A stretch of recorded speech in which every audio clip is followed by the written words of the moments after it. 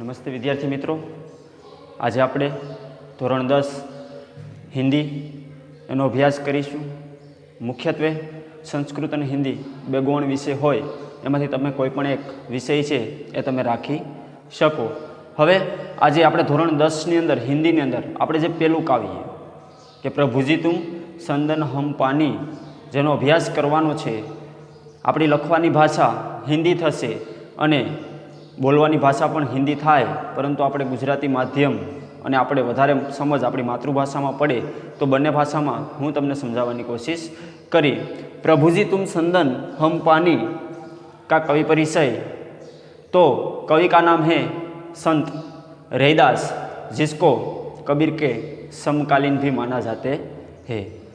कबीर जी का जन्म और कबीर जी की जो लेखन रूढ़ी थी, मतलब लेखन करने की जो उसका समय था, उसमें उसका समकालीन रैदास को माना जाता है. रैदास थे वो अनपढ़ थे, जैसे कि वो उसको ये अक्षर है, वर्ण है, उनका ज्ञान नहीं था. तो पहले हम इसकी और रैदास की थोड़ी जानकारी प्राप्त करते हैं. कवि का नाम था रैदास. जन्म सन 1388 ईस्वी सन. उसका निधन सन 1518 ईस्वी सन, जिसको अनुमानित किया गया है. अनुमानित इसलिए कि किसी को उसकी कोई भी संपूर्ण माहिती प्राप्त नहीं है, इसलिए इसको अनुमानित कहा गया है. उसका उपनाम रविदास था. मित्रों, संत रैदास को रविदास की उपमा दी जाती है. उसका दूसरा नाम यानी कि रविदास नाम से भी सब लोग उसको पहचानते हैं. आगे बात करते हैं तो उनके गुरु संत रामानंद जी थे. रामानंद जी का वो शिष्य था. और दूसरी बात है कि उसने बहुत सारी वो ये सब लेखन रूढ़ी है और लेखन है वो सब उसने उसका कार्य किया है. हिंदी साहित्य को मजबूत भी किया है.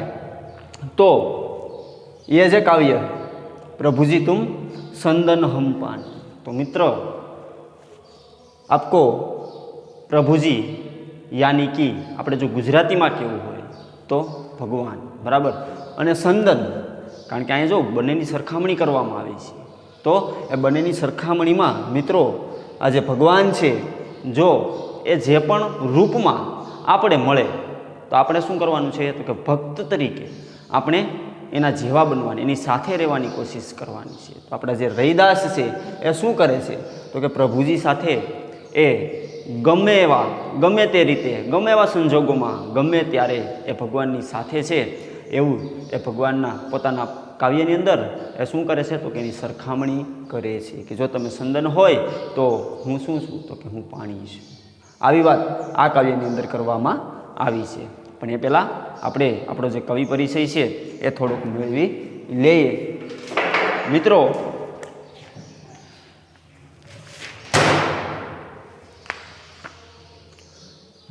संत रैदास कबीर के समकालीन महान संत थे. मतलब संत जे रैदास से ए कबीरना समकालीन एटले के एना समयना एक कवि हता. रविदास के नाम से भी जाना जाता है. तो रैदास जी से ए कोना नामेथी जाણીता छे, तो कि रविदासना नामथी पण ए जाણીता छे. यह माना जाता है कि संत रामानंद जी के शिष्यों में से एक थे. मित्रों, आज रामानंद जी है एना शिष्यमांथी एक होय तो ते कोण, तो कि ते रैदास हता. काशी में रहते थे.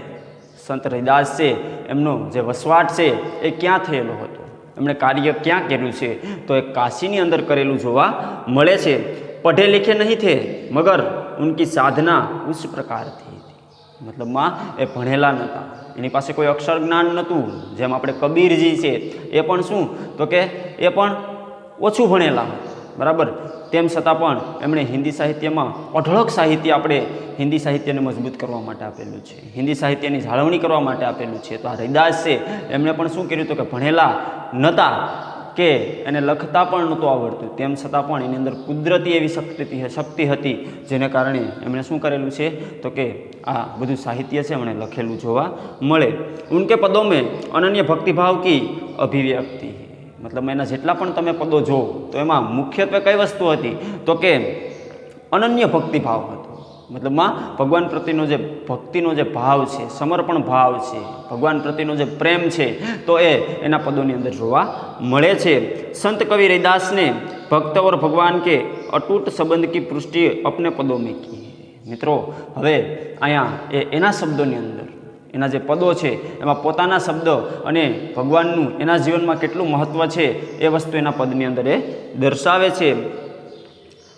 आत्मा ने परमात्मा का मिलन सोने से सुगंध की भांति उत्तम बतलाया है. ने जो અહીં કેવા કેવા ઉદાહરણો આપવામાં આવ્યા છે એની વાત કરવામાં આવી, કારણ કે મનુષ્ય તરીકે આપણી અંદર આત્મા છે, જ્યારે ભગવાન છે તે શું છે તો કે તે તો પરમાત્મા છે.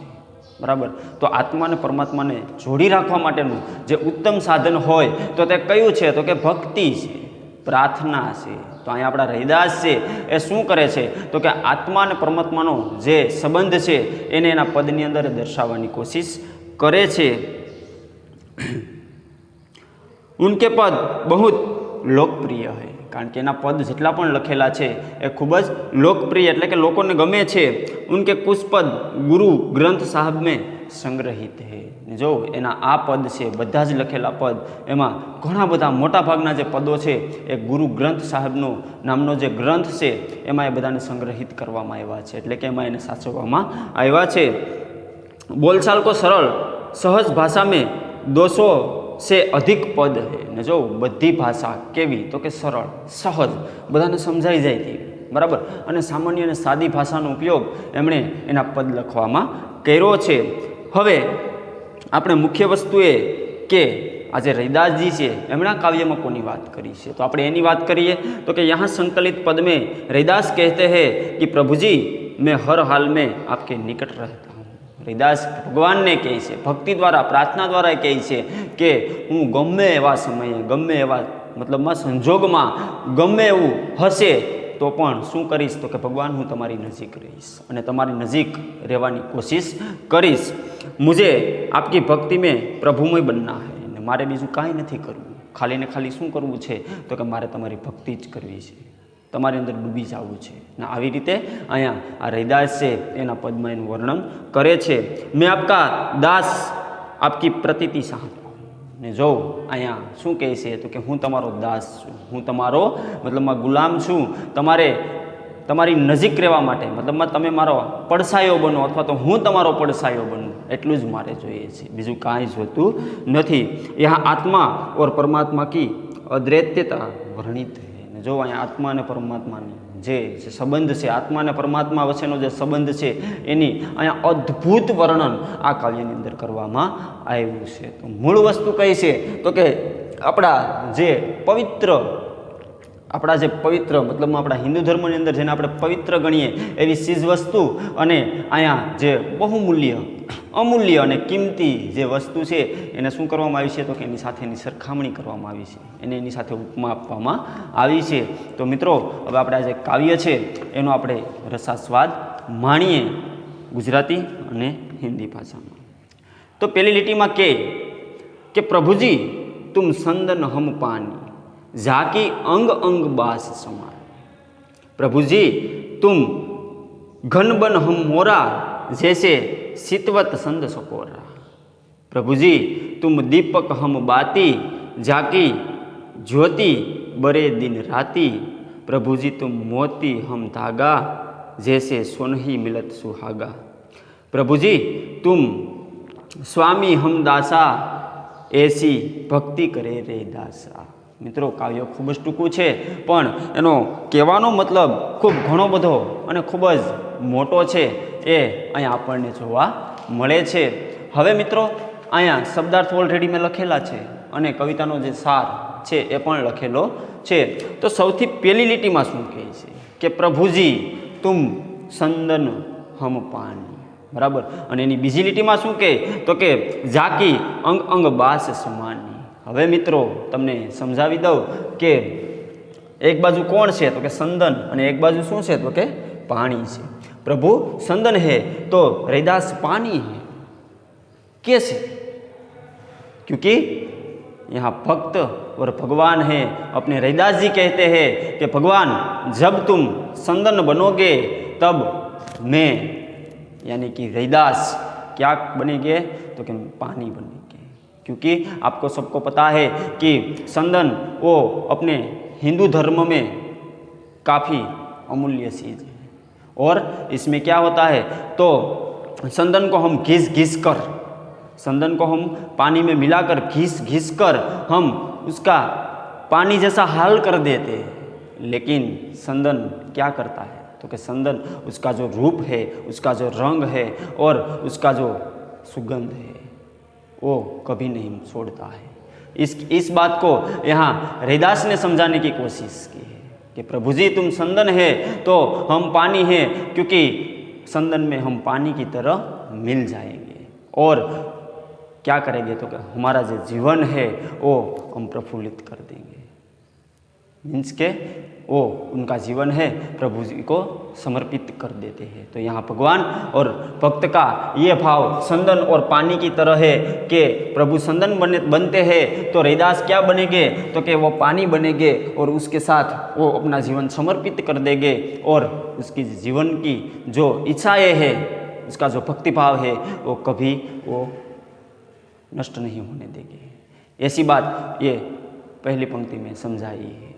હવે ગુજરાતીમાં વાત કરીએ કે પ્રભુજી અને અહીંયા ભગવાન વચ્ચેનો જે સંબંધ છે એ આજે ભગવાન અને રૈદાસ વચ્ચેનો જે સંબંધ છે એ સામાન્ય રીતે કેવો તો કે પાણી અને સંદન જેવો છે. આપણે ગુજરાતીમાં વાત કરીએ તો સંદનને આપણે બધા ભક્તિભાવવાળા માણસો છીએ અને આપણે સંદનને તિલક તરીકે આપણે એનો ઉપયોગ કરીએ છીએ મિત્રો.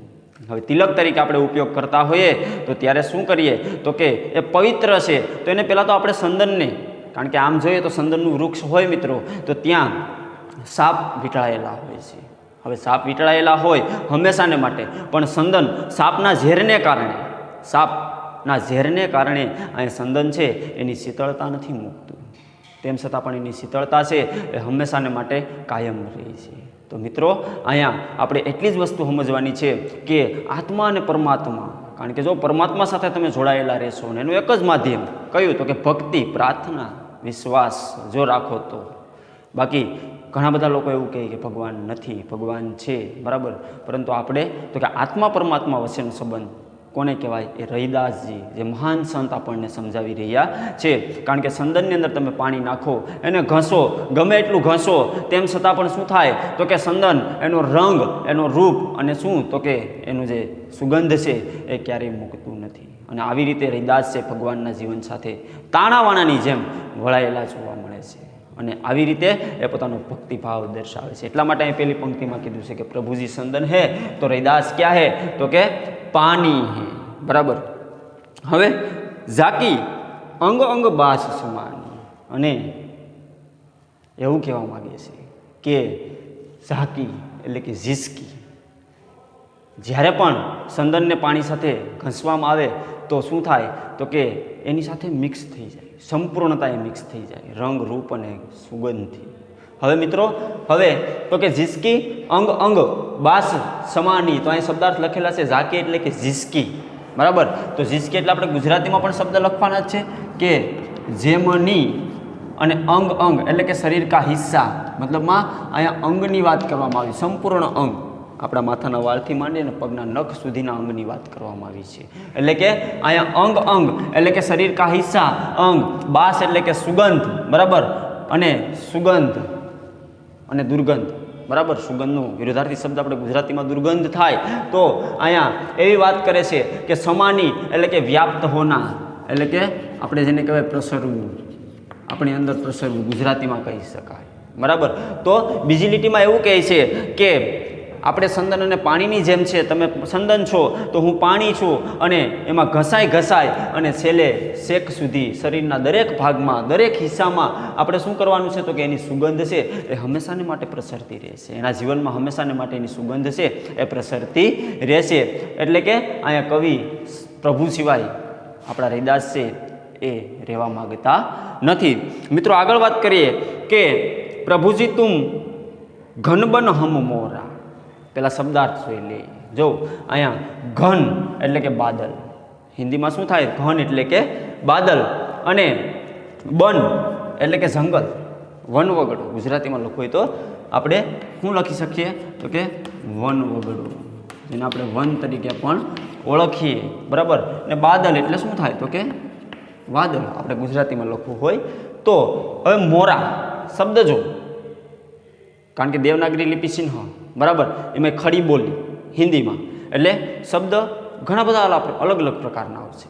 તો મોરા એટલે કે મોર, બરાબર, જેને આપણે રાષ્ટ્રીય પક્ષી તરીકે ઓળખીએ છીએ. તો અહીંયા એની વાત કરે છે કે પ્રભુજી તુમ ઘન બન હમ મોરા, જ્યારે આકાશની અંદર વાદળાઓ છવાયેલા હોય, બરાબર, અને ત્યારે આ જે કાળા ડિબાંગ વાદળાઓ છે એ કોણ છે તો કે તો ભગવાન ખુદ છે.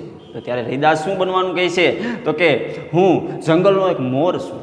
તમને ખબર હશે મિત્રો કે આપણે જ્યારે વરસાદ આવવાની સ્થિતિ હોય, જ્યારે અષાઢ મહિનો ચાલતો હોય, અને એવા સમયે આપણે આ જે મોર છે એ 16 કળા ખીલી અને તે શું કરતો હોય તો કે નાચતો હોય. કઈ ખુશીને કારણે તો કે આકાશમાં વરસાદ છે એ વરસવાની તૈયારીમાં છે, એટલા માટે. તો અહીંયા આપણા રૈદાસ છે એ શું કહે છે તો કે ભગવાનને કહે છે કે જો તમે વાદળ છો તો હું એક જંગલનો મોર છું, બરાબર. આવી રીતે એની સરખામણી કરે છે. આગળ કહે છે કે જેસે સિતવંત સંદ છકોરા, બરાબર, સિતવંત સંદ છકોરા. હવે જો મિત્રો અહીં શબ્દ છે સિતવંત એટલે કે દેખતા હે. દેખતા હે એટલે આપણે ગુજરાતીમાં હોય ને તો આપણે લખવાનું થાય કે ધ્યાન મગ્ન, મતલબમાં એક જ ઠેકાણે, એક જ જગ્યાએ આપણું ધ્યાન કેન્દ્રિત થઈ જાય તે. અને સંદ એટલે કે સાંદો, આપણે જેને ચંદ્ર તરીકે ઓળખીએ. શકોરા એટલે કે શકોર પક્ષી, બરાબર, આપણે જેને સાતક તરીકે પણ ઓળખીએ છીએ. કયા નામે ઓળખીએ છીએ તો કે સાતક તરીકે પણ ઓળખીએ છીએ. તો અહીંયા શું કહે છે તો કે જો તમે વાદળ છો તો હું વનવગડાનો મોરલો છું, એવું કોણ કહે છે તો કે કવિ રૈદાસ કહે છે. અને એની સરખામણી કરે છે કે કેવી રીતે, કારણ કે મોર તો નીચે જમીન ઉપર હોય છે અને વાદળ તો આકાશમાં હોય છે, એને મળવું હોય તો એ મળી ન શકે મિત્રો. પણ અહીંયા ઉદાહરણ સાથે આપણા કવિ રૈદાસ સમજાવે છે કે જેસે સિતવત સંદ સકોરા, જેવી રીતે સાતક પક્ષી છે એ આજે ચંદ્ર, બંનેનો અતૂટ નાતો છે, અતૂટ સંબંધ છે. ભલે આ એક પક્ષી છે અને ઓલું કુદરતી તત્વ છે ચંદ્ર છે, તેમ છતાં પણ એની ચાંદની જોઈ અને સકોર જે સાતક પક્ષી છે એ શું કરે છે તો કે એને જોયા કરે છે અને એને પામવાની કોશિશ કરે છે, હંમેશાને માટે રાહ જોઈ છે. તો આપણા અહીંયા જે સંત રૈદાસ છે એ પણ એવા જ છે. કોના જેવા છે તો કે સાતક પક્ષી જેવા છે. અને ભગવાન કોના જેવા છે તો કે એ ચંદ્ર જેવા છે, કે ધ્યાનમગ્ન થઈ અને સાતક પક્ષી ચંદ્રને જોયા કરે છે. એવી રીતે અહીંયા મોર થઈ અને શું કરે છે તો કે જંગલનો મોર થઈ અને એ પણ ભગવાન રૂપી જે વાદળ છે એને જોયા કરે છે. તો અહીં જો ભગવાન અને ભક્ત વચ્ચેનો એ સંબંધ દેખાડે છે. अब हिंदी में बात करिए આપણે तो प्रभु जी बादल और मोर, प्रभु बादल है तो संत बादल को देखकर मस्ती में नाचने वाला मोर है. यानी कि वो सातक यानी कि शकोर जो पक्षी है और चंद्र है, चांद है, उस दोनों का जो संबंध है उसको यहाँ प्रदर्शित किया है कि प्रभु तुम बादल हो तो रैदास कहते हैं कि मैं क्या हूँ तो कि मैं बन का मोर हूँ.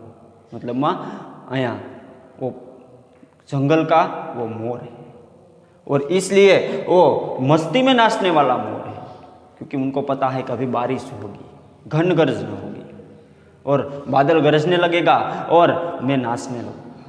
तो यहाँ भगवान है, वो बादल है और वो जो मोर है वो कैसा तो कि बन का मोर है.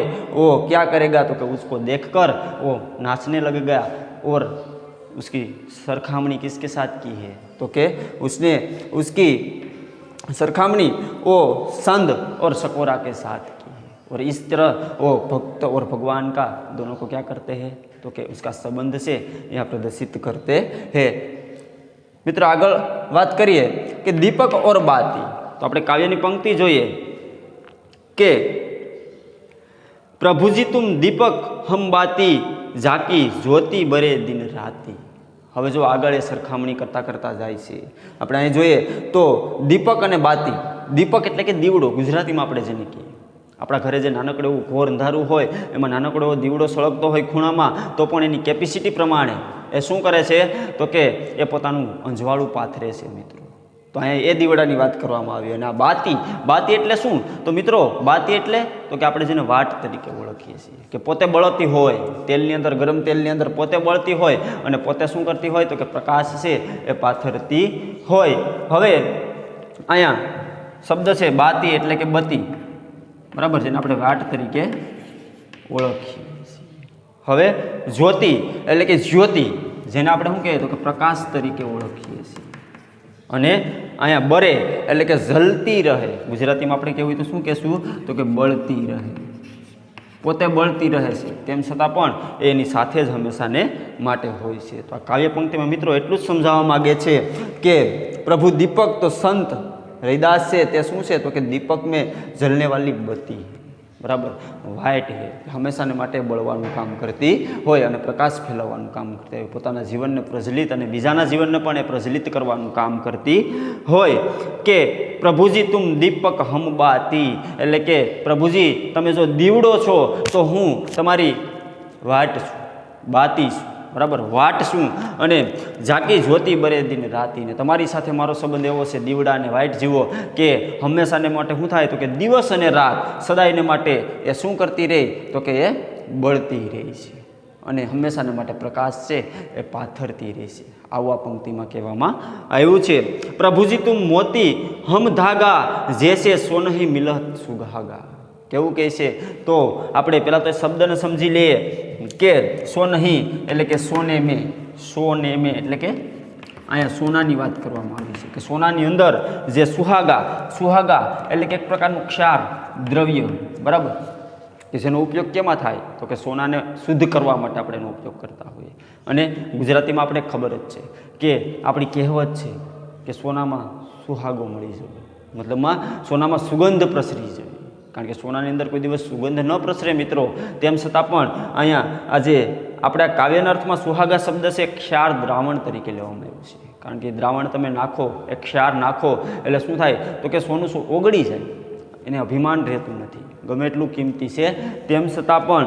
અને આગળ વાત કરી કે પ્રભુજી તુમ મોતી હમ ધાગા, હવે તમને ખબર જ છે મિત્રો કે મોતી એટલું અમૂલ્ય હોય પણ એની સાથે સંબંધ કોનો જોડાયેલો હોય, તો કે દોરાનો જોડાયેલો હોય છે, એ દોરાની અંદર પોતે પરોવાઈ જાય છે અને એની કિંમત વધારી દે છે। તો અહીં ભગવાન, અહીંયા આપણા સંત રૈદાસ જે કહે છે કે પ્રભુ મોતી તો રૈદાસ ધાગા, પ્રભુ મોતી है तो संत मोती माला का धागा है।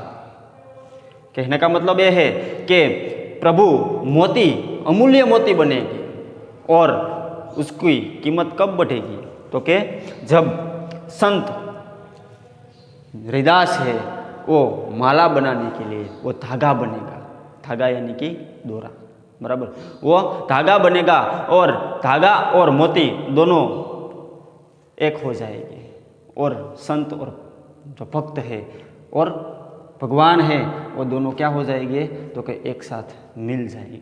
तो ऐसी बात यहाँ करते हैं।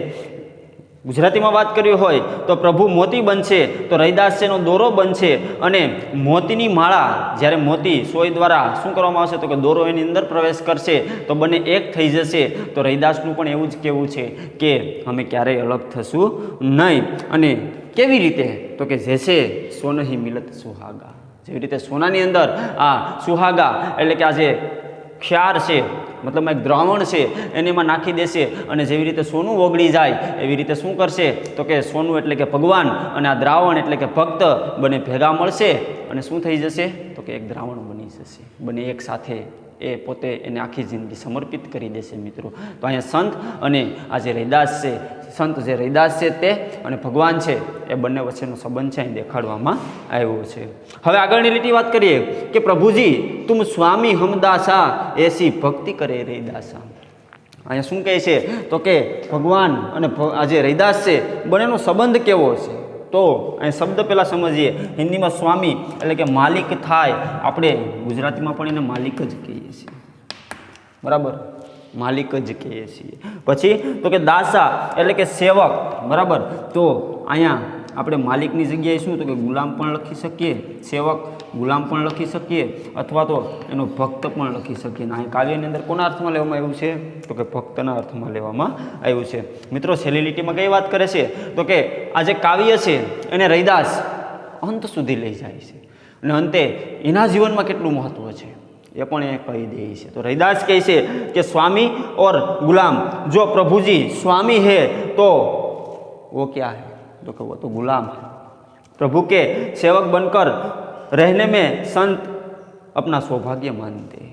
હવે જો रैदास कहते हैं कि आप स्वामी है, आप हमारे मालिक है, तो मैं आपका दास हूँ, मैं आपका गुलाम हूँ, मैं आपका सेवक हूँ. અને इसमें प्रभु जी के साथ रहने में ही उसकी भलाई है, वो उनका सौभाग्य है, वो उनका सौभाग्य है कि मुझे प्रभु जी के साथ मिलना है, प्रभु जी के साथ रहना है, प्रभु जी की ही भक्ति करना है और उसके साथ ही उसके भक्ति भाव में डूब जाना है. હવે મિત્રો આ કાવ્યની અંદર એટલી વાત કરવામાં આવી. સૌથી પહેલાં આપણે એક નજર મારી લઈએ તો કવિનું નામ શું હતું તો કે રૈદાસ. પછી તો કે એનો જન્મ, એનું નિધન, એનું ઉપનામ, પછી તો કે એના ગુરુ, બરાબર. કવિતાનો સાર તો કયો હતો તો કે સંદન અને પાણી. શબ્દ આપણે એટલા યાદ રાખવાના છે, ઉદાહરણ એ યાદ રાખવાનું છે, ગુજરાતીમાં લખવાનું હિન્દીમાં છે કે ભગવાન સંદન તો અમે શું તો કે પાણી, બાદલ ઓર મોર, બરાબર, આકાશનું વાદળ, અને આ ભક્ત છે એ શું હશે તો કે મનવગડાનો મોર. હંમેશાને માટે એ પોતે શું કરશે તો કે નાચવા માટે આતુર રહેશે. દીપક ઓર બાતી એટલે કે દીવડો અને એની જે વાટ જે હંમેશાને માટે સળગતી હોય અને પ્રકાશ આપતી હોય, તો અહીં દીપક કોણ છે તો કે ભગવાન છે. બાતી હું તો કે જે બત્તી વ્હાઇટ છે એની વાત કરવામાં આવી. પ્રભુ મોતી તો રૈદાસ ધાગા, મતલબ પ્રભુ જ્યારે મોતી બનશે તો ત્યારે રૈદાસ શું બનશે તો કે એનો દોરો બનશે અને સાથે બે જોડાઈ રહેશે. સોનાવર સુહાગા એટલે કે સોનું જે કિંમતી વસ્તુ છે, અને સુહાગા એટલે કે એને જ્યારે સોનું છે એને ઓગાળવાની વાત આવે ત્યારે જે દ્રાવણ હોય એની વાત કરવામાં આવી. પછી તો કે સ્વામી ઓર ગુલામ, છેલ્લી પંક્તિમાં એવું કહે છે કે તમે સ્વામી, તમે મારા ભગવાન, અમે તમારા દાસ, અમે તમારા ગુલામ છીએ. આવી આ કાવ્યની અંદર વાત કરવામાં આવી. હવે અહીં શબ્દાર્થ ઓલરેડી ગુજરાતી હિન્દી બંનેમાં લખેલા છે. ગુજરાતી અને હિન્દીમાં સમજાવવાની કોશિશ પણ કરેલી છે, બરાબર. હવે મિત્રો આપણે આ કાવ્ય છે એનું સ્વાધ્યાય તમે તમારા ઘરેથી તમારી રીતે આ જે બોર્ડ વર્ક કરેલું છે તે તમારે તમારી સેટ નોટમાં ઉતારી લેવાનું છે. અને બીજી વસ્તુ એ કે તમારે પણ અભ્યાસ કરવાનો છે, તમારે પણ ઘરે બેસી અને આ શીખવાની કોશિશ કરવાની છે.